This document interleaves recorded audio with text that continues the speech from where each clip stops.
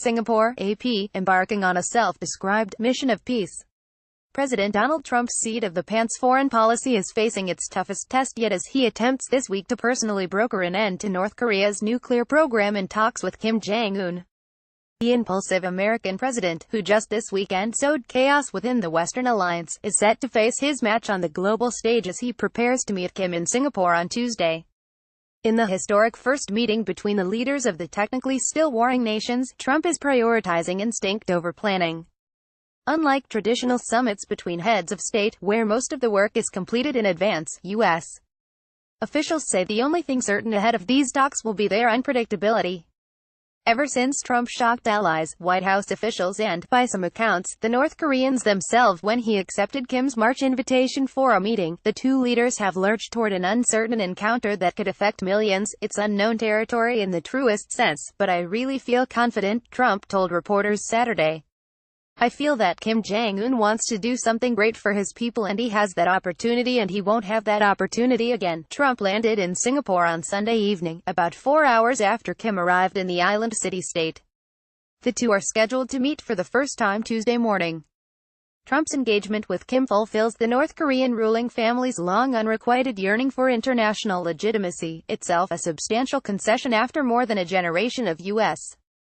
efforts to isolate the country on the global stage. It's never been done before, Trump said. And obviously, what has been done before hasn't worked. A triumvirate of forces is bringing the meeting to fruition, said Scott Snyder, senior fellow for Korea Studies and director of the program on U.S.-Korea policy at the Council on Foreign Relations. He describes the summit as produced by Kim, directed by South Korean President Moon Jae-in, and inspired by Trump. Each man has his motivations. Hard-hitting sanctions and a desire for legitimacy brought Kim to the table. Moon's efforts to avert a potentially catastrophic U.S. first strike pushed Trump and Kim to take a risk. And Trump is the first U.S. president willing to sit down with Kim with so few concessions, believing his self-professed negotiating prowess will guide him through uncharted diplomatic waters. Raising expectations in advance of the meeting, Trump said the outcome will depend heavily on his own instincts. The U.S. president said he will know, within the first minute of meeting Kim, whether the North Korean leader is serious about nuclear negotiations. I think I'll know pretty quickly whether or not, in my opinion, something positive will happen. And if I think it won't happen, I'm not going to waste my time. I don't want to waste his time. Trump said, this is a leader who really is an unknown personality. Trump added of Kim, people don't know much about him. I think that he's going to surprise on the upside, very much on the upside. White House aides described Trump in the days after receiving the initial Kim invitation as being obsessed by visions of winning the Nobel Peace Prize and of using the skills he laid out in his book, The Art of the Deal, to put his mark on the global order.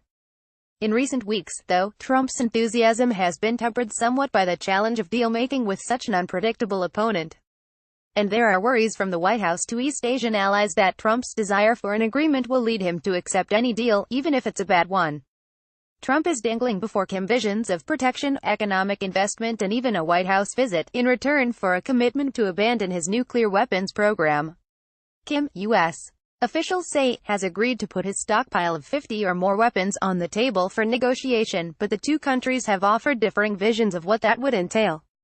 Despite Kim's apparent eagerness for a summit with Trump, there are doubts that he would fully relinquish his nuclear arsenal, which he may see as the guarantor of his survival. U.S. defense and intelligence officials have assessed the North to be on the threshold of having the capability to strike anywhere in the continental U.S. with a nuclear-tipped missile, a capacity that Trump and other U.S. officials have said they would not tolerate. Trump reiterated his promise Saturday that the U.S. will watch over and we'll protect Kim and his government in return for him giving up the nuclear program. With his Singapore summit, Trump is looking to temporarily escape his flaring personal conflicts with key U.S. allies over trade as well as domestic pressure like the swirling Russia probe. Acutely aware of his coverage in the media, Trump has enjoyed how the impending North Korea summit has overshadowed some of the more negative coverage of his tumultuous White House. Still, Trump's team has not always been on the same page, with Secretary of State Mike Pompeo, who has been leading the administration's efforts, more supportive, while the hawkish National Security Advisor John Bolton has been more skeptical. Bolton has been far less visible in the planning process, after a comment he made about favoring the Libya model for denuclearization enraged the North Koreans. Libya gave up its nuclear program at an early stage only to see its longtime dictator overthrown and killed less than a decade later.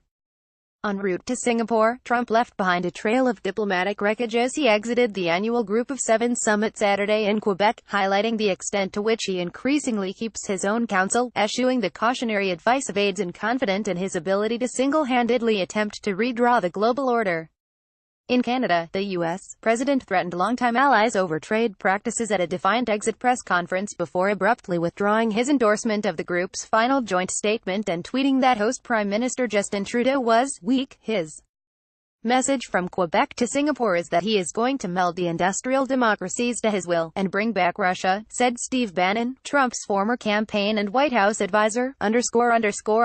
Lucy reported from Saudi Bay, Greece.